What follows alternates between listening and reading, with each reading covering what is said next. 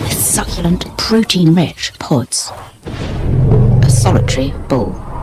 He's plucked pretty much all the pods within his 20-foot reach. Just a few more up there. Pretty soon, he'll get frustrated enough to shake things up a little.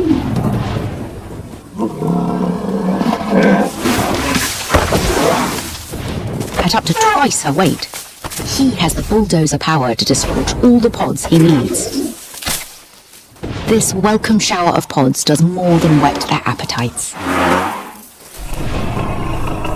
It refuels the herd for their commute to the next food stop the matriarch has in mind.